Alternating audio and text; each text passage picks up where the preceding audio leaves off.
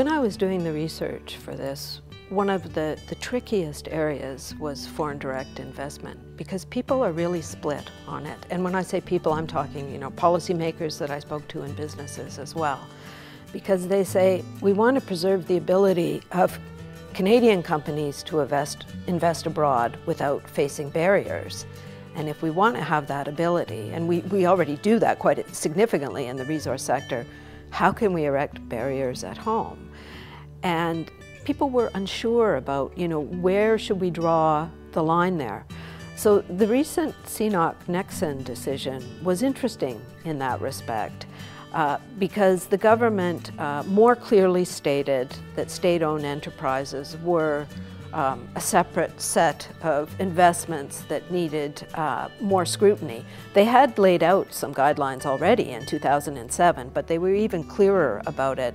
And one thing I found very interesting was when they said basically that the amount of investment in the oil sands by state-owned enterprises was basically enough. Now, I wish that they had given more figures on how much is too much. I understand from talking to people that I believe it's Chinese state-owned investment in the oil sands is around 10% right now. But it would have been nice for the government to actually say this. But that ties into something that came out of the report, is that many people suggested to me that it was important that the government take some sort of stand on natural resources, a clear stand, and it should actually come out of consultations, which is what other countries have done, to arrive at a clear decision on how much foreign investment we want, and then, of course, a sub-decision on how much of that should be from state-owned enterprises.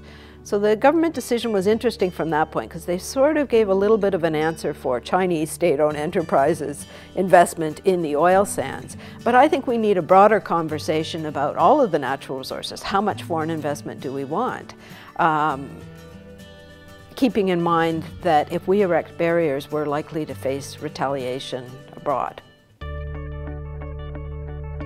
Yes, in the interviews, people did discuss, how quickly should natural resources be developed, and in fact that has been a discussion in Alberta with the oil sands. Has it led to runaway development?